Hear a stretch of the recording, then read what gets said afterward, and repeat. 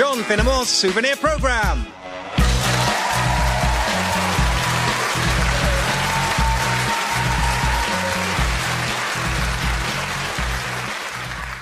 Mum, Dad, I've got something to tell you. What is it, son? Well, this is very hard for me to say, but I think it's time you knew the truth. Mum, Dad, you're not my real parents.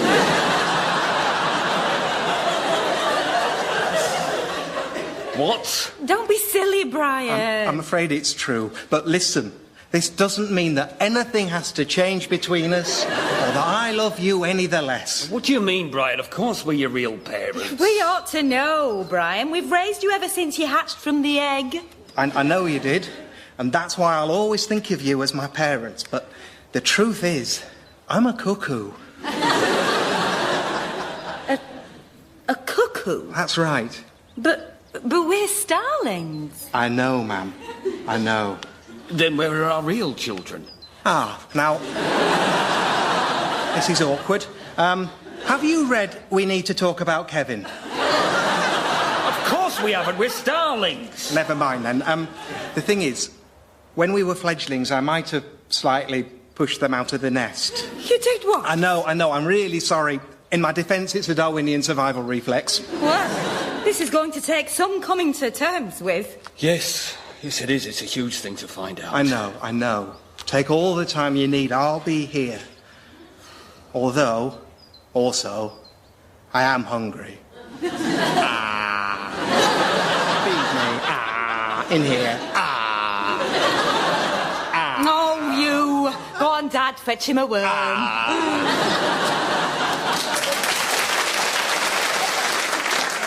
It was just an ordinary day. I was packing for my holiday when suddenly, out of nowhere, it happened. You all right, sweetheart? No, I think I'm getting a cold. Oh, no. Where have you picked that up? From work. Have you picked up a cold in the workplace? Call us now. Thousands of people every year pick up bugs from people they'd never even have met if they hadn't had to go to work. Alice here had a bunged-up nose for nearly a week. We got her £11,000 in compensation. And that's not all. Has anything happened to you that you don't like? Well, that's not on. Call us now and let us figure out someone to blame. Ken had his feelings badly hurt in a flirting accident and got £18,000. Ina trod in a puddle and now owns the city in which that happened. Call us now. No win, no fee, no need to stop and think about what sort of a person this makes you. Because when bad things happen to good people, other people should give them money. That's the way it's always been, except for always.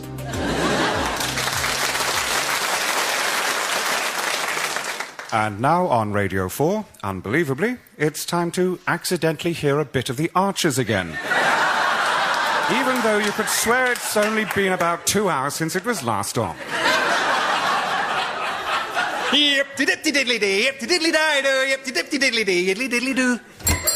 Hello, one of the men who always sound tired.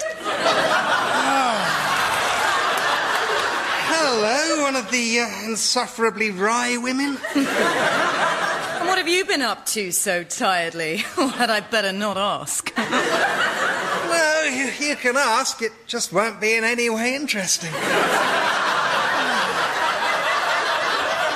As it happens, I've been sorting through 16 or 17 of the totally interchangeable teenagers. You know how they all pile up this time of year? Don't I know it? Paul, or Stephen, or whoever I'm married to, has been bending my ear on this subject all morning. Oh, dear. I'm afraid so. Oh, well, that's life, isn't it? It's the way of the world, I'm afraid. I have to agree with you there.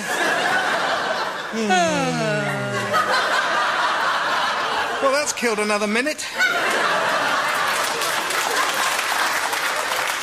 So I suppose I'd best be off. Oh, must you go? I think one of the women with an accent is just making coffee.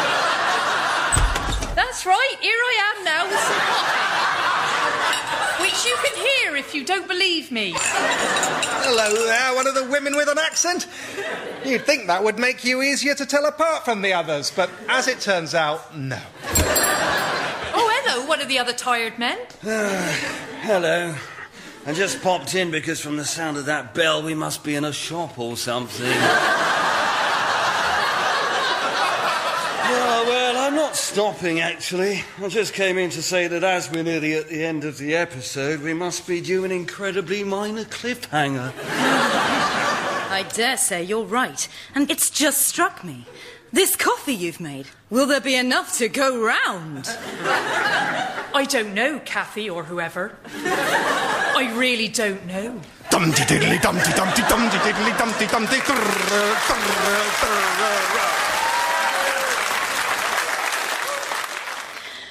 And then, when I shouted at him, he got all injured and said he thought it would be romantic. Romantic? He hacked your email and thought it would be romantic? I know. I mean, he could have just asked you who I wanted him to invite, but no, he keylogged my password and he expects me to swoon. I've got a worse one. I had a boyfriend once who asked if he could touch my eye. Your eye? Yeah, not the lid, my actual eyeball. What? No, wait, it gets worse. He said he wanted to do it because it was a part of me no one else had ever touched before. Oh, God. So, simultaneously incredibly creepy and implying you're a bit of a slapper. Exactly. This is the same guy who proposed to me with a megaphone in Trafalgar Square. No. Yep, after 4 months. No. I said no, quietly. He said, she says no, into the megaphone. 400 people booed me. Well, this guy I was seeing, we were on holiday. We spent all morning hiking up to this gorge, so I was hot and sweaty, but still, it was beautiful. He gets down on one knee, gets out a ring box, opens it up, diamond ring, asks me to marry him. I open my mouth to reply. He says one thing before you answer, takes the ring out of the box, throws it in the gorge. But what did he think he was doing? Oh, God, no. Some stupid thing about materialism, or it might have been feminism. I was too angry to listen. I didn't want a sodding diamond, but I definitely didn't want him to spend £5,000 on being a smug git. What a knob. He really was. Men, don't try to be clever. The men in these stories were hapless idiots, but so are you. They all try to be original, to think differently. Do not do this! Be unoriginal. Think samely. The acceptable romantic gestures are in order. Flowers, dinner, present of something she mentioned ages ago and then forgot about.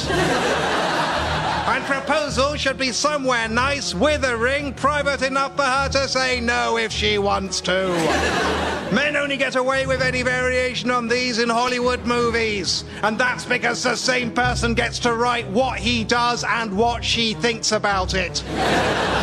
You don't get to do that. So stick to the stuff that works.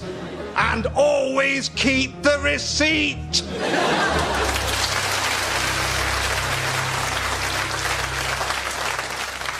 It was just an ordinary day. I was at work just finishing up a report when suddenly, out of nowhere, it happened. Stephen, when you finish that, could you type up all of these as well? Oh, no. Have you been bored at work? Thousands of people every year are forced to do jobs they find uncongenial or dull. Selina had to attend a 3-hour meeting on compliance. We got her £16,000. Rashid's boss used the phrase client-facing end-to-end services, and now he's Rashid's butler. Eddie had to do some filing he didn't want to do, and now he's the king of Spain. Call us now, because nothing bad should ever happen to you, and if it does, you should get a treat.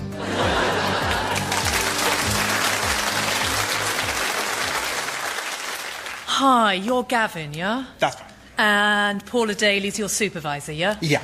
Great, yeah. I'm afraid Paula's called in sick today. Oh, dear. Yeah, so my name's Megan. I'll be supervising you for today. OK. OK, great. Great. Great. Well, shall we make a start, then? OK. So... Oh, you mean I start? Yeah. Right. How do I start? You want me to tell you how to supervise me? If you would. Surely then I'd be supervising you. No, I don't think so. Oh, well, OK, then. First you tell me what areas you want me to focus on today. What areas? Yeah. Areas of what? That's up to you.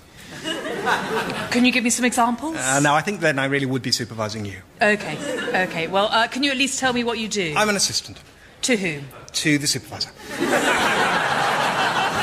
Right. Yeah. So you assist Paula? Yes, I assist her in her supervising, and she supervises my assistants. And who actually does the work? Mr. Collinson. Right. Yeah, technically I'm supposed to be his assistant, and Paula's supposed to be his supervisor, but he says he doesn't need assisting, and he refuses to be supervised, so Paula and I agree to cut out the middleman and supervise/assist one another. So how come Mr. Collinson gets his way so easily? He's the only one who knows how the machine works. And where is he? No idea. He went on holiday in 2009 and never came back. He might be dead, or going away for years might be part of how he does what he does. But the machine seems to work fine without him, so we just carry on. And what does the machine do? It emits a low hum.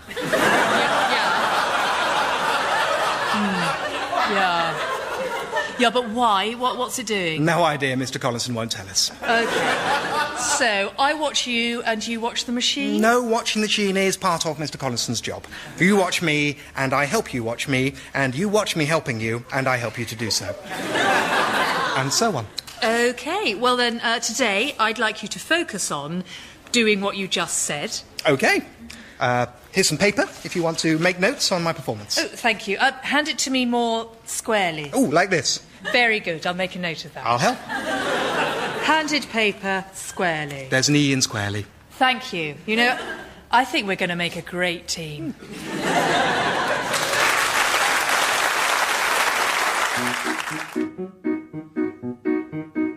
My dog doesn't know he's ugly.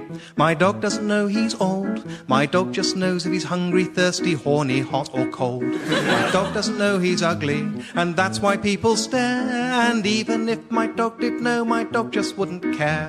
My dog is sweet and gentle, but he's uglier than sin. He shed most of his fur, and now he's started shedding skin. My dog's eye is always twitching, and his lip is always curled. My dog looks like he's plotting the destruction of the world. My dog doesn't know he's ugly. My dog doesn't know he's old.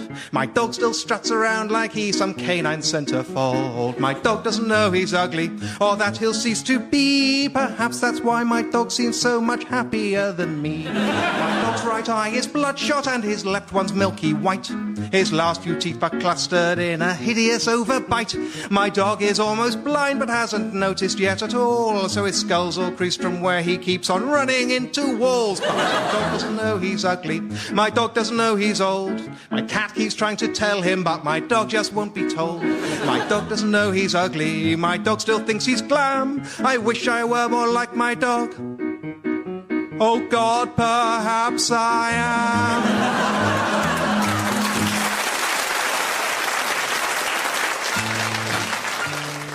Stella, my love, would you send Pythagoras of Samos in? Hi, good to see you. How are you? How's Samos? Yeah, I'm fine. OK, before the main event, news just in. We've solved the theorem to Thessaly, Macedonia, and we're in talks with Thrace. That's great. What can I tell you? Pyth people love your theorem. But not as much, I bet, as they're going to love your new theorem. Yeah, well, I hope so. Yeah, I'm so excited about this. I could barely sleep last night trying to guess what new thing I was going to find out today about triangles. Well, actually, this one's about hexagons. Oh, hexagons. Yes. So, drum roll, please. Pythagoras' second theorem. I'm so excited. Pairs of opposite sides of a hexagon inscribed in any conic section meet in 3 collinear points. Wow. Right. OK. You don't like it, do you? I do. Yeah, but not like you like the first one. Oh, well. Look, Pyth, first of all, don't worry. Everyone has a difficult second theorem. It's just that first one, it had more bite. It kind of started with a bang. The square on the hypotenuse, boom! Right there in the middle of the action. I want to know what the hell a hypotenuse is, why it's got a square on it, and what it's going to do about it. Is equal to, bam, straight away the story's moved on. It's about equality now. Equal to what? We have to know. The sum of the squares on the other two sides. Kapow! Mind blown, never saw it coming. It's a beautiful, beautiful theorem. And I just wonder if this new one, which, don't get me wrong, has a lot of potential, I just wonder if it could use some of that magic. Well, what do you suggest? Hey, I don't know, I'm not the mathematician.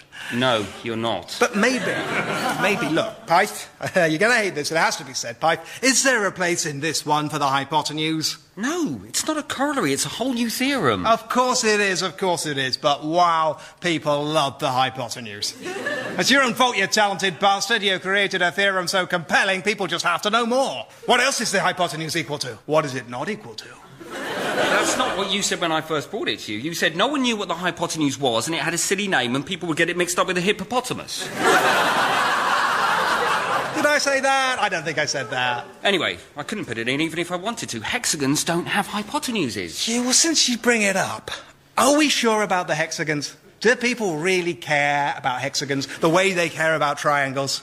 I mean, when it comes right down to it, people join up 3 points all the time. How many times do they join up 8? 6. Well, hexagons have 6 vertices. Oh, well, look, there you go. Now, triangles, Pyth, go back to triangles. Triangles are what people want you to tell them stuff about. Yeah, but I don't have anything new to say about triangles. Oh, Pyth, let me let you into a secret. People don't want new theorems. They want exactly the same theorems they enjoyed before, but very slightly different. OK, so what I might as well say is that my second theorem is the sum of the squares on the other two sides is equal to the square on the hypotenuse. What? Did you just come up with that off the top of your head? Yeah, but I mean, it's not... I knew you were a genius, Pyth. I didn't know you were a bloody genius. Stella, my love, send in an amphora of coffee, a scribe and a copyright lawyer. We've struck maths gold. Hello. You can't come in here, sir. This is a building site. Yes, I know. I saw your sign outside. Your new cinema is coming this spring. Yes? Well, I just wanted to say thank you. Oh. Well, the only thing is, and I don't really know how to say this without sounding terribly ungrateful, but I'm afraid you're building it in the wrong place. The wrong... Yes, you see, I don't actually live in this city. I'm only visiting for the day to punish my godson. So, look, here is a map of my village. I was thinking if we built my new cinema here... It's not your cinema, not just for you, it's for everyone. Oh, I see. A gift to the people. Well, that's still exciting. The nation's first state-owned free cinema. It's not state-owned. You'll still have to pay. Oh, into a collective pot to pay for upkeep? No, you'll pay us. We'll pay you? You mean... you're building this cinema for us to come and pay you to watch films in? Yes, obviously. Well, forgive me that this is beginning to sound a lot like your cinema. Of course it's our cinema. Then kindly put that on the bloody sign. Good day.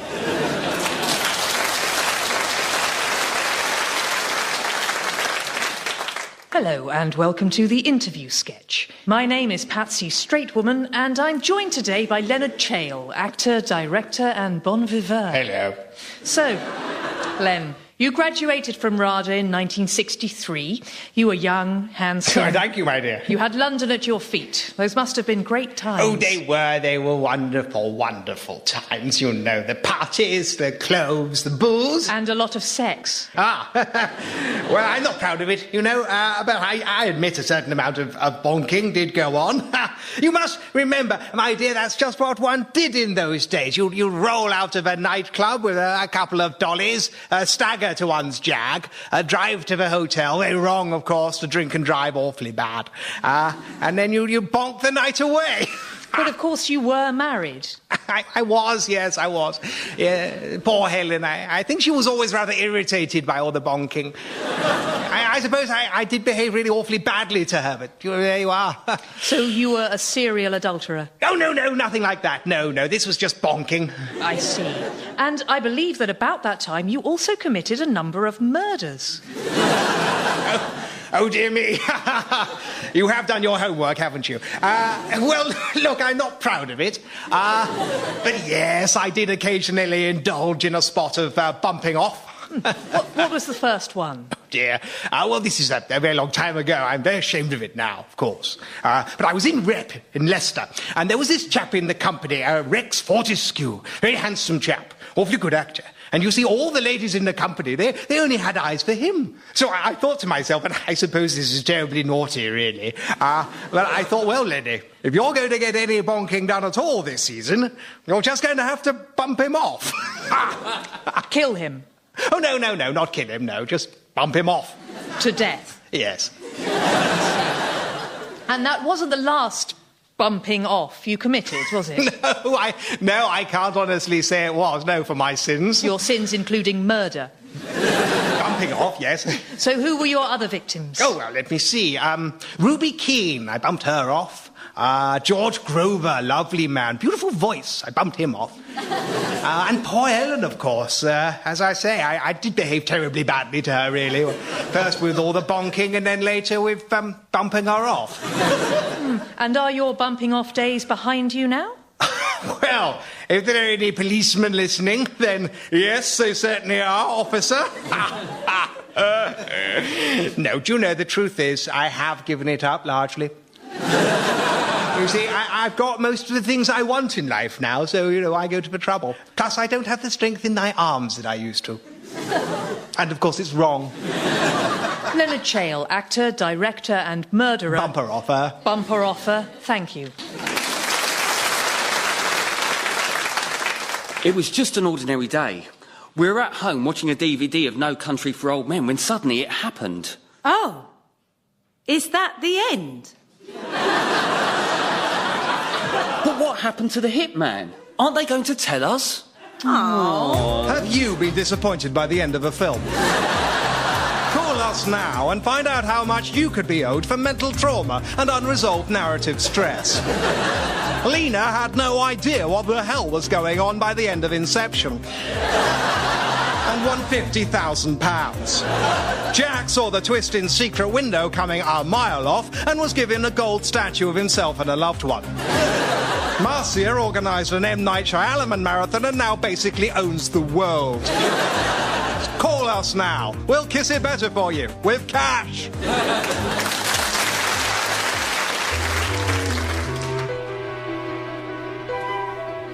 Well, since you have asked me for a tale of Christmas cheer, I can do no better than to relate the curious story of Christopher Must Cheer, which aptly enough is also set at Christmas time, although rather less aptly, it's unremittingly bleak.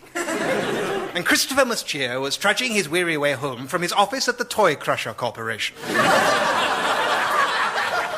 Over the years, many people had asked why, when Mr. Toy and Mr. Crusher first went into business together, they didn't at the very least consider calling it the Crusher Toy Corporation. But, as old Silas Crusher used to say, with a twinkle in his eye, when all's said and done, we do crush toys. As Christopher reached his front door, his eye was suddenly drawn to the knocker, which for a moment had seemed to bear an uncanny resemblance to his dear old childhood friend, Rufus. But then, Monsieur reasoned to himself, it must be remembered that Rufus was a lion. And never went anywhere without a brass ring in his mouth. So in a way, it was surprising this hadn't struck him before. Inside, Christopher was greeted by his wife, whose name was also funny when followed by the surname Mustier, although I can't remember for the moment what it was. Darling, you did promise you'd be home in time to see the children hang up their stocking. Yeah, I know, darling, but the big crusher's malfunctioning. Can't you see I'm covered in Etch-a-Sketch dust? At that, his little son Barney, whose name was not funny when followed by Mustier because his parents didn't want him teased, stirred from his sleep. Merry Christmas, Daddy. Yeah, that's not till tomorrow, son, but you have a lovely day. But you'll be there, won't you? What? On Christmas Day, son? That's the busiest day in the professional toy crusher's calendar. In fact, I think I might take your Christmas presents with me, if that's all right. Help the boys in the crusher room get a head start on the rush. Christopher went to bed, wondering if his son would ever forgive him, and also wondering how it was that his son was sort of Disney American, given that his wife was 1940s and he was normal. That night, he slept badly. Was it his troubled mind? Was it the December chill? Or was it the ghost of a lion standing on his chest? Unusually, it turned out to be the last one. Rufus, is that you? Rufus, for once, can you take that brass ring out of your mouth? Very well. Yes, Christopher, it is your old childhood friend, here to show you the error of your ways. Come! Roared Rufus! Come with me 30 years hence. And in a moment, Christopher found he and Rufus were standing in a vast room, and there, behind the desk, busily working away on office equipment that was a bit futuristic, but not as much as you'd think. was himself. So I become CEO of Toy Crusher. Yes, you do. Said the magic lion sadly. Just then, the futuristic equivalent of a door did the futuristic equivalent of opening, and in strode Barney, now a strapping young man in the prime of life, 6'4" and strong as an ox. Daddy, I must speak to you.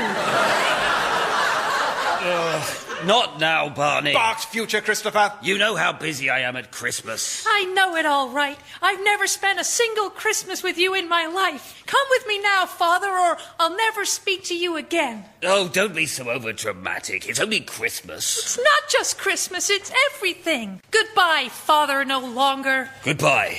No, and tell your mother I'll be home late. Mother left you 20 years ago. She's happily remarried now to a man who notices if she's there. And what of your sister? My sister? You cared so little for my sister, you didn't even bother to set her up earlier in the story. And so saying, Barney left the office, slamming the door behind him, which really annoyed old Christopher because it was a futuristic door and they don't work like that. But it didn't annoy him for long, because almost immediately he had a heart attack and died.